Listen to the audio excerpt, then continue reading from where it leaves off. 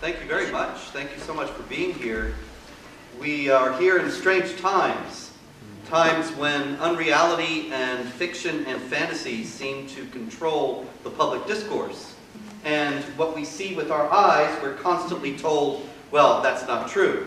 You don't really see that, or it doesn't really mean what it obviously means. And we can take, for example, just what happened yesterday in Jerusalem. And there was not only the wanton massacre of these 5 people in a synagogue, but afterward the Palestinians in Gaza are handing out candy and celebrating. And then Barack Obama says, well, that we have to maintain calm on both sides, and too many Palestinians have died. Now, wait a minute. If it were, I submit to you, if it were any other group, in any other house of worship, in any other country, the outrage would have been all on one side, and we would not have these bland statements of moral equivalence from the President of the United States, and the sheer savagery and bloodlust of celebrating the massacres of clergymen, the massacres of innocent people who were praying, would be the center of the coverage that we would see of this event, instead of being shunted aside. But it is of a piece with the denial and the willful ignorance that we see again and again and again when it comes to this subject. The key, actually, to understanding what is going on, what happened in Jerusalem yesterday, and what is happening in an ongoing way in Syria and Iraq, is a book called the Quran, the Holy Book of Islam. I trust you all brought yours today, and we're going to do a little Quran. And so, if you would open your Quran to chapter 62, verse 6, you would see something that gives a clue as to what happens why they are celebrating the deaths of these men yesterday. It says, "O you who have become Judaized, if you arrogantly fancy that you are Allah's favorites to the exclusion of all people, then wish for death if you are truthful in your claim." Wish for death. If you think you are favored of Allah, then wish for death. The unspoken assumption there is that those who are favored of Allah really will wish for death. And we see this in jihadi discourse all the time. That going back years and years, going back to the 90s when the Afghans were fighting the Soviets, they would say that we love death and they love life, and therefore we will win. And the Americans came in, and I remember Maulana Inyadullah, who was a Taliban commander, saying, the Americans love Pepsi Cola, but we love death. I've never tasted, actually, but in any case, I would expect that Pepsi Cola is preferable. But the fact is that to say the Americans love Pepsi Cola and we love death is obviously working from the assumption that it is to be favored of God. It is a positive virtue to be attained to love death. And we see it again and again, actually, that particularly on Palestinian Authority TV, when it comes to Israel, it is constantly repeated. We love death, they love life, and therefore we will win. Well, actually, I would say we love life and they love death, and therefore we will win. Yeah. And therefore, we are actually at the very edge of the struggle that runs through the whole of human history, the struggle between good and evil. And that to love death, to love dissolution, to love disorder, to love chaos and decay and destruction, as opposed to life and creation, well, that is the very definition of what is good and what is evil. Not only that, the Quran also says in chapter 9, verse 111, that paradise is guaranteed to those who kill and are killed. And so the people who went into the synagogue yesterday, they were certain that they were attaining paradise by killing some Jews and being killed in the process. And they loved it because, of course, they loved death. Paradise is guaranteed to those who kill and are killed. And the best people to kill of all, guess who they could be? Of all people, chapter 5, verse 82 of the Quran, of all people, you will find the Jews and those who associate others with Allah in His divinity to be the most hostile to those who believe. Of all people, you will find the Jews to be the most hostile to those who believe. What this practically works out to, what this works out to in practice is that of all people, the Muslims are most hostile to the Jews because they see them as the worst enemies of the Muslims, as per the Quran. If you believe that this is the eternal and perfect Word of God that lived forever, do you know that there are three eternal things in Islam? There is Allah, there is His throne, and there is His book. Those are the three eternal things. So He has some place to sit and He has something to read. And what He reads, He gave through the angel Gabriel to Muhammad, piecemeal, according to Islamic legend, over a period of 23 years. And that is a perfect copy of the perfect and eternal book. In other words, this is far beyond any idea of inspiration that is held in Judaism or Christianity, where there is an idea of a human agent. There is no human agent in the Quran. It is absolutely all the perfect Word of God. And if the perfect Word of God tells you that you should love death, and that you are guaranteed paradise if you kill and are killed, and that your worst enemies are the Jews, how are you going to view Israel and the conflict with the Palestinians? And yet, the one aspect of the whole conflict that is absolutely ruled out of consideration by every policymaker in the entire Western world is religion. And the one thing we're told that this has nothing to do with is religion. And that if Israel gives this bit of land and that bit of land and another bit of land to the Palestinians, then there will be peace. And now, of course, in the wake of this shooting, there are renewed calls for the ending of the so-called settlements in the West Bank. And we're told that if the Israelis will stop and withdraw from that land, then there will be peace, right? Have you heard this? Well, do you remember hearing in 2005 in regard to Gaza that if Israel withdrew from Gaza, then there would be peace there? Did you hear that? Yes. Did it work? No. Why didn't it work? It didn't work because the book still says all these things about, it's not just that the Jews are the worst enemies of the Muslims in the book. There's plenty more, but I only have, Brian said, 30 or 45 minutes, and there's much more to cover. But Islamic anti-Semitism is Quranically based, it is very deeply rooted, and it is absolutely essential to understand in order to understand this conflict. Now, the thing is that we saw what happened in Gaza. Mortimer Zuckerman bought, you know, there were greenhouses that the Israelis had built in Gaza. And Mortimer Zuckerman spent $14 million to buy them and give them to the Palestinians so that they would have gainful employ and be able to start peaceful lives. And now that they were not occupied and they were free to live as they chose, and they would have a way to make a living. What did they do with the greenhouses? They immediately gutted them and made them into weapons smuggling tunnels between Sinai and Gaza to get weapons to Hamas. Because they love death. There is no withdrawal, there is no settlement, there is no negotiation that is going to make this problem go away. This is not a problem that can be solved. It is only a problem that can be managed. But you will only understand, Americans don't like to hear that. They like to think, well, surely we can come and talk and we'll come to some agreement and everything will be okay. In the 1960s, you never heard about occupation in Israel.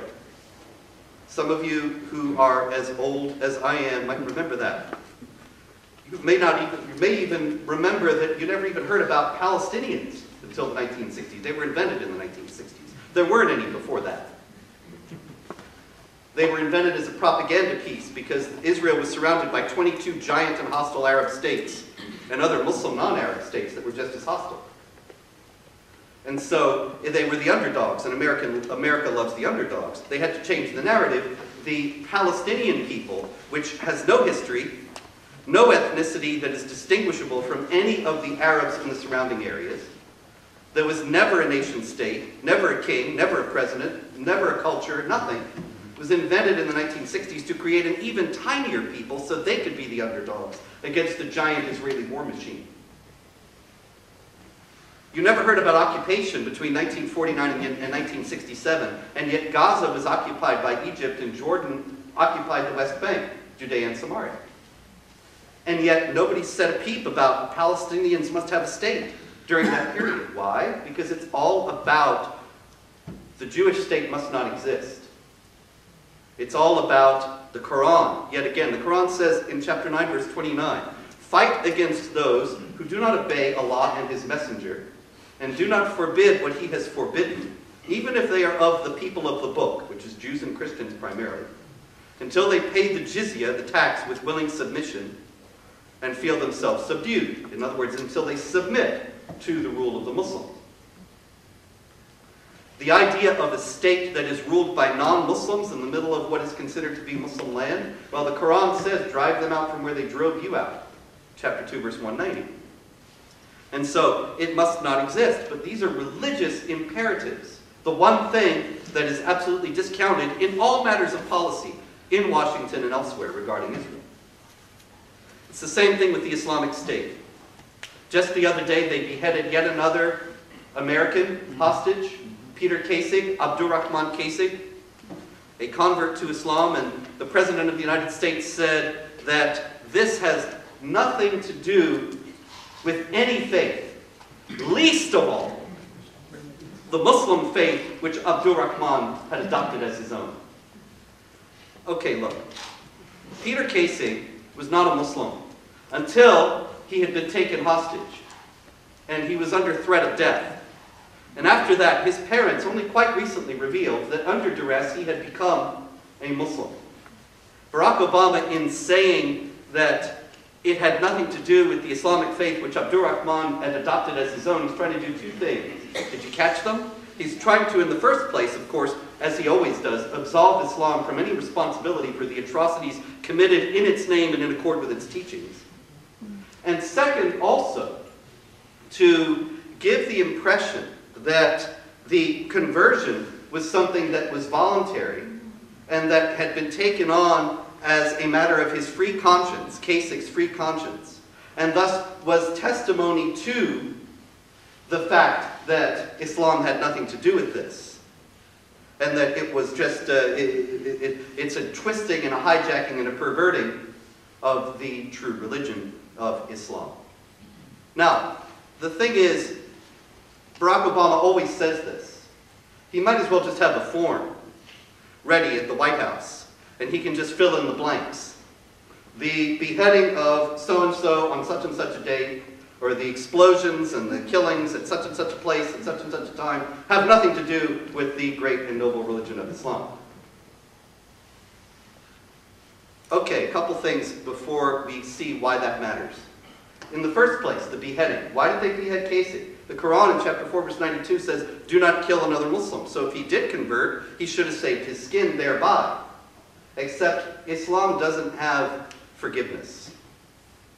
In Islam, there is no idea that what you have done in the past, even if you convert, you know, Christianity, you get baptized, and the idea is your sins are washed away. They don't have an idea of that in Islam. So in Islam, this guy had been a military man. He fought in Iraq. He was an American crusader. He converted to Islam, great. Well, that means he won't burn in hell for all eternity, but he's still an American crusader. He has to be put to death. So they put him to death. How did they put him to death? They beheaded him. Why did they behead him? Chapter 47, verse 4 of the Quran says, "When you meet the unbelievers, strike their necks." Now, what else has the Islamic State done? The Islamic State has kidnapped, captured Yazidi and Christian women and made them into sex slaves. And the world is horrified and says, what is this savage barbarity? We haven't seen anything like this since the Dark Ages. Where did they get this idea? Well, you know where they got it. Thank you. They got it from the Quran. I happen to have here an edition of the Quran, so you don't have to take my word for it, that has commentary by Syed Abdullah Maududi, who was a Pakistani politician and Islamic scholar. He died in 1979. He was the founder of Jamaat-e-Islami, which is still the largest Islamist party in Pakistan. And he was an Islamic scholar of great renown. He was not an extremist. He was not somebody who hijacked the religion. He was mainstream as you can get. If you go, I don't know if there's an Islamic bookstore in town, but probably there's one in Boston. You can go there. I'm not sure you'd want to, but if you went there, you would find books by Maududi. He wrote a multi-volume commentary on the Quran, of which this is a digest. He wrote many other books. He's very mainstream. You go to IslamicBookstore.com online. You will find many books by Maududi. And he gives commentary here. Chapter 4, verse 3, it says, "Marry the women that seem good to you, 2 or 3 or 4.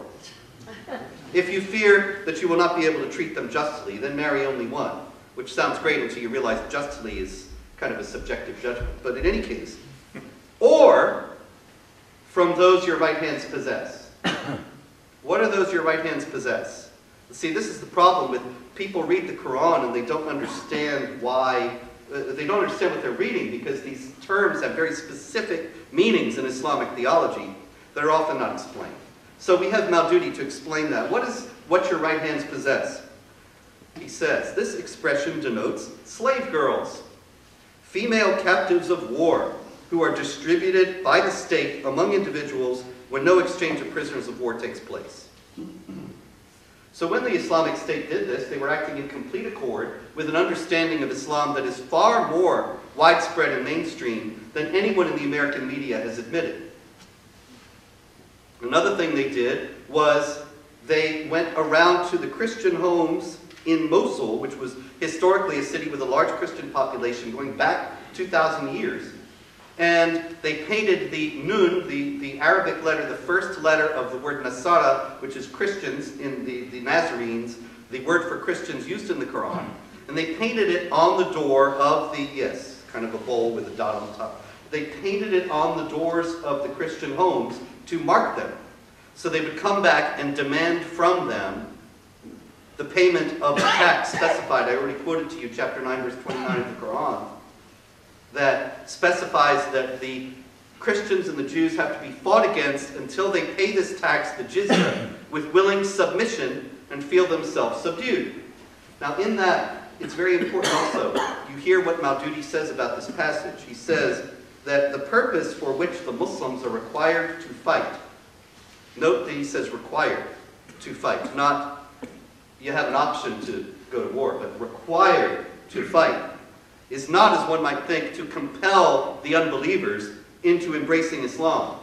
Rather, its purpose is to put an end to the suzerainty, the rule of the unbelievers, so that the latter are unable to rule over people. That's a completely universal statement, you see. He's saying that, as he puts it actually in his larger commentary on this verse, non-Muslims have absolutely no right to wield the reins of power in any part of God's earth. And if they do, the believers are obligated to dislodge them from that power by any means possible. The authority to rule, he goes on, should only be vested in those who follow the true faith. He doesn't mean Buddhism. Unbelievers who do not follow this true faith should live in a state of subordination. Anybody who becomes convinced of the truth of Islam may accept the faith of his or her own volition. The unbelievers are required to pay jizya, poll tax, in return for the security provided to them as the dhimmis, protected people of the Islamic State. The dhimmis, the protected people. You know how Don Corleone, you pay protection to the mob and they don't break your storefront windows. It's like that. You pay the protection to the Islamic State and then your lives are not forfeit. Jizya symbolizes the submission of the unbelievers to the suzerainty of Islam. And so what I've been trying to illustrate in these few minutes, and of course there's a great deal more to it, and it cannot all be explained in a venue such as this, but maybe we can discuss more of it during the Q&A. But what I'm trying to get across to you is that the Palestinian jihadis of Hamas and Islamic Jihad and the others, and the Islamic State, are all acting in accord with clear Quranic directives and clear Islamic doctrine. And that when we are told that what they do when they commit acts of violence and terrible atrocities against innocent people has nothing to do with Islam, it's flatly false. Now, why does this matter? Why does it matter if what they're doing is Islamic or not? There are many people who would say, well, we just have to fight them. It doesn't really matter what their motives are or what their goals are. Well, obviously, it does matter because, in the first place, it's an adage as old as warfare itself, that you cannot defeat an enemy you do not understand. And we cannot possibly defeat this enemy if we refuse to understand what it's all about. And that is the situation that we are in today. We are in a state of absolute denial about what it's all about. This denial fosters complacency. This willful ignorance fosters complacency, and complacency makes us vulnerable. If we do not understand the extent even of the problem, for example, if we accept the president saying that the Islamic State has nothing to do with Islam, and we do not know that what the Islamic State is doing has everything to do with Islam, then we might assume that Muslims elsewhere in the world, including the United States, are never ever going to act the way the Islamic State acts. Well, let me ask you, have you heard, did you hear a few weeks ago that there was a man who had an axe and he was on a New York street and he attacked 4 policemen with his axe and seriously wounded a couple of them? Did you hear that he was a Muslim? No. Did you hear that he was acting in accord with orders from the Islamic State itself, which had said, attack military men and police officers, and as soon as that order was issued, there were 2 military men who were killed, one by being run down with a car in Canada, and another one by being shot. And that there were also, and they specifically said, run these guys down with your car. And there were also 2 such hit-and-run attacks in Israel. And so if we just assume that the Islamic State has nothing to do with Islam, why are these Muslims in the West taking orders from them? How did this happen? Why is this misunderstanding of Islam so widespread? The short answer to why they're taking orders is because the Islamic State is the new caliphate. The caliphate is the Sunni idea. The Sunni Muslims are 85 to 90% of Muslims worldwide. And the word caliph means successor. And coming out of, according to Islamic tradition, Sunni Islamic tradition, coming out of the death of Muhammad in 632, the best man was chosen to be the caliph, the successor of Muhammad, as the military, political, and spiritual leader of the Muslims. And the focus of the unity of the Muslims worldwide, transcending ethnicity, nationality, allegiance to a nation state, everything else. The caliphate was abolished by the secular Turkish government in 1924. Every Islamic jihad group in the world has as one of its foremost aspirations the restoration of the caliphate. This Islamic State group, they actually did it. Or at least they've been able to sustain it now for 5 months.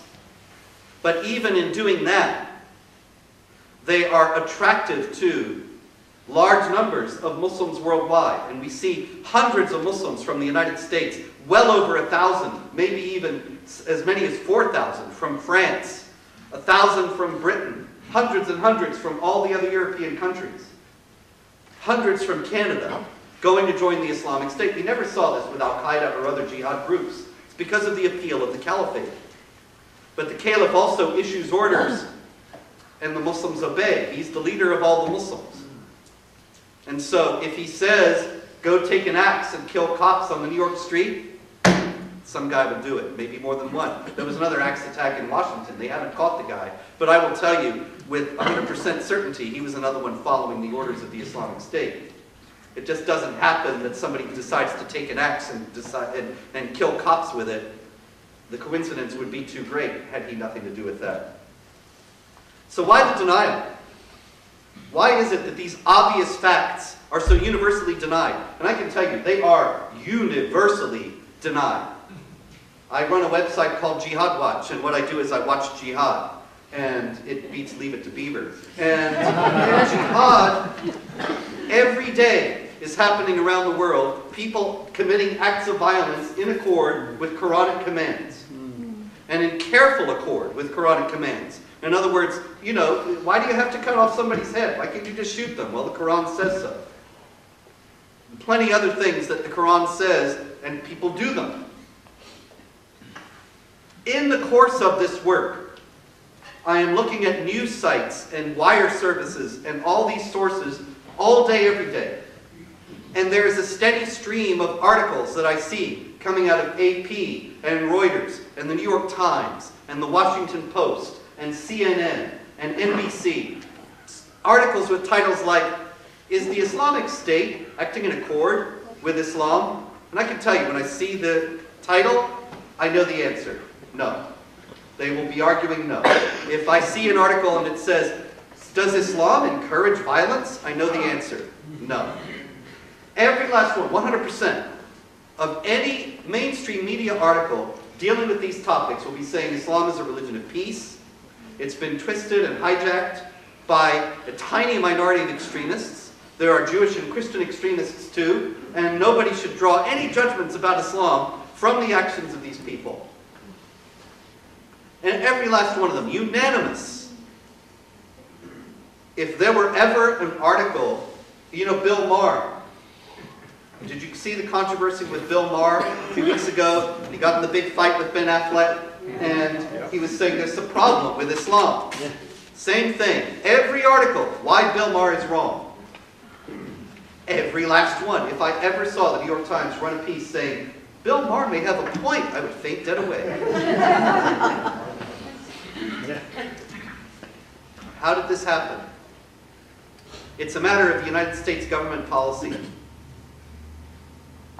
Why it's a matter of United States government policy is another question. And ultimately, I do not know the answer. But I know it's a matter of United States government policy. On October 19th, 2011, 57 Muslim organizations, including many with ties to Hamas and the Muslim Brotherhood, they wrote to John Brennan, who was then in the Department of Homeland Security and is now the CIA director. And they demanded, you remember Brian said that I had trained FBI and military and all that? Well, that was the last day. Because they actually mentioned me by name and others and said, these trainers who speak about Islam and jihad, they have to be fired. And every last training material that mentions Islam and jihad in connection with terrorism has to be removed from FBI and all counter-terror training everywhere. And Brennan couldn't write back fast enough. And you know what? He wrote back on White House stationery, which is very interesting because it didn't like the CIA is lacking for stationery or the Department of Homeland Security. But he wrote back on White House stationery as if to emphasize, we take this seriously at the highest levels. And he assured these organizations that they would immediately comply. The date again? October 19th, 2011. If you got my book, Arab Winter Comes to America, I talk about this in much more detail in there. There were, among the signers of this demand, among the 57 Muslim organizations, was a group called the Council on American Islamic Relations, which had been already designated by the Justice Department during a Hamas terror funding trial in 2007 as an unindicted co-conspirator involved with funneling money illegally to Hamas, and which had numerous demonstrable ties to Hamas and the Muslim Brotherhood. As it happens, you may have heard, the United Arab Emirates is right now fighting against the Muslim Brotherhood. The emirs who rule the Emirates, they do not want to see themselves toppled and out of power, and the Muslim Brotherhood is a threat to their power. And so they recently released a list of 86 Muslim organizations, all of which have ties to the Muslim Brotherhood, that they listed as terror organizations that would be illegal to operate in the UAE. Among them were the Council on American-Islamic Relations and the Muslim American Society. It was a great moment that the UAE government is more honest about this threat than the United States government. And not only that, but Barack Obama's State Department has issued a formal request to the UAE that they would clarify why they put the Council on American-Islamic Relations on this list. A group with demonstrable, proven ties, multiple ties, to Hamas and the Muslim Brotherhood.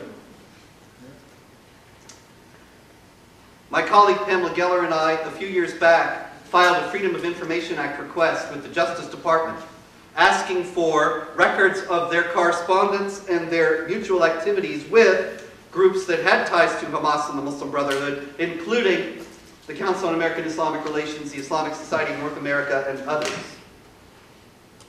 We got back this huge box with over 1,000 pages of stuff. They have meetings practically every day. They are in close contact. When CAIR was put on the terror list by the UAE, there was a State Department spokesman talking about how they're going to ask them what's going on and try to get them removed. And some reporter, to his everlasting credit, said, wait a minute, doesn't CAIR work closely with the State Department? Aren't you guys in close collaboration? And the State Department spokesman said, oh, I don't know anything about that. Next question?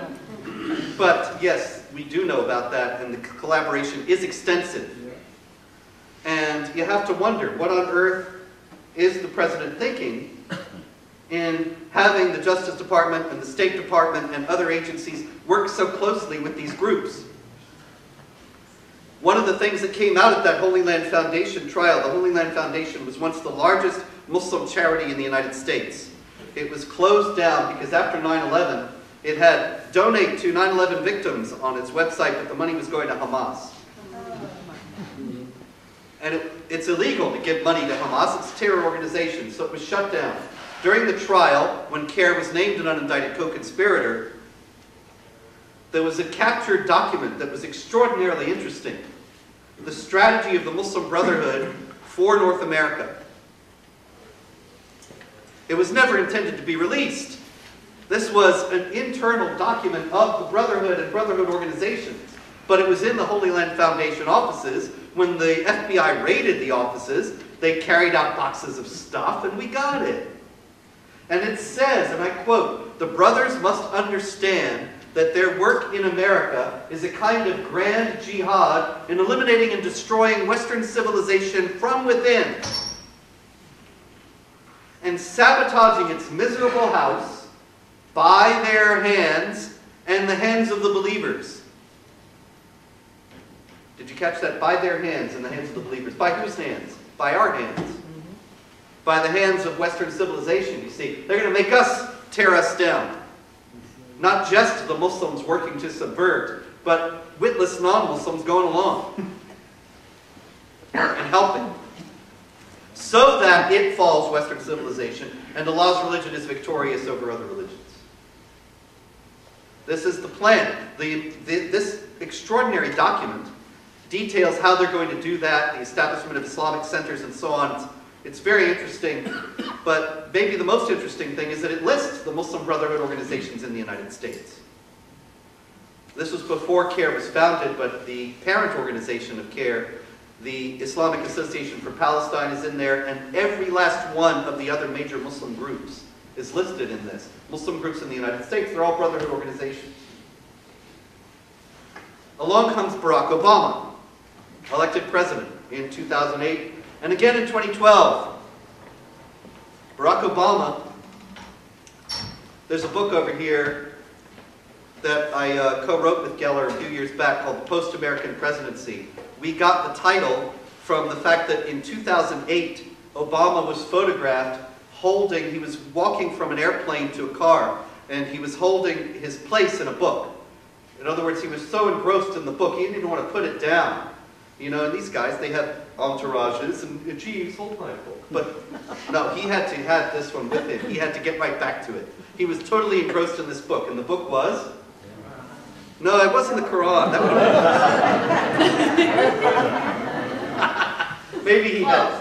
You know, when I used to, right after 9/11, and I was working and writing books and such, well, I still am, but I mean, when I'm on airplanes before Kindle, I used to want to read the Quran on the airplane, or some book of jihad or something, but I thought, well, you know, they're going to take me off the airplane and surround me. So I would put some other book cover on top of it, but this was actually the book he was reading, and it was The Post-American World by Fareed Zakaria. Fareed Zakaria is, of course, an acceptable, respectable, mainstream journalist, but this book, The Post-American World, argues that world peace will ensue if there are no superpowers. How do we get from here to no superpowers? Well, there happens to be one superpower in the world today, and that's us. And so what do we have to do? We have to weaken ourselves voluntarily, politically, economically, and militarily, so that we're just like any other country, and then there will be world peace. Now, you look at 5.5 years of Obama, isn't it a coincidence that the United States is weaker politically, economically, militarily? We predicted it all in the post-American presidency, wrote it in 2010, it's all coming true now. It's all abundantly come true. But you notice how also well it coincides with the Muslim Brotherhood program. Eliminating and destroying Western civilization from within, and sabotaging its miserable house by their hands and the hands of the believers. Now you understand, I'm not talking some crazy conspiracy theory. We can look at the record of what the man has done as President of the United States. And it's not even a partisan thing. I am not coming here to you as a member of or supporter of the opposition party. They are both equally clueless and out to lunch about this issue. But the fact is that if you want to understand why this denial, why this willful ignorance, that only fosters complacency and ignorance in the face of a real threat, this is one thing that makes sense of it. That he's doing it because he really believes that a weakened America is better for the world. But we gotta live in it. And the time for this willful ignorance and denial is long past. If we are going to survive, and if free nations are going to survive in the world. Because the Islamic State and other groups that believe the same thing, they're just going to keep coming. You cannot talk to these folks. I don't know if you understand, you know, we grew up in a world where all the nations abided by certain rules. And there was the United Nations and the Geneva Convention and international protocols of various kinds that all nations abided by. And now, for the first time in our lifetimes, there is an outlaw state, a rogue state that does not accept any of that. And it has published maps saying that it's going to conquer all of Iraq, all of Syria, as well as Jordan, Israel, Kuwait, Lebanon. Is it going to stop there? No. It has also published maps indicating its hegemony over the whole world. Now, this is fantasy, of course. It's not going to rule the world. It's almost certainly not going to conquer Iraq, Syria, Jordan, Kuwait, Lebanon, and Israel. But certainly many people are going to die as it tries. And the longer we remain in willful ignorance about this, the worse it's going to get. This is a group that already controls a large number of oil wells. The exact number is disputed. But it's taking in millions of dollars a day of revenue from these oil wells. Who's buying the oil? Our NATO ally and friend, the Turks. John Kerry asked the Turks to cut it out and to interdict the sales of oil to the Islamic State. They told him no. I mean, from the sale of oil by the Islamic State, and they refused. Why are we an ally of Turkey at all? In what way is Turkey an ally? Turkey was an ally when the Soviet Union was the enemy. And we were in the Cold War. And Turkey was a base next to the Soviet Union that was very useful.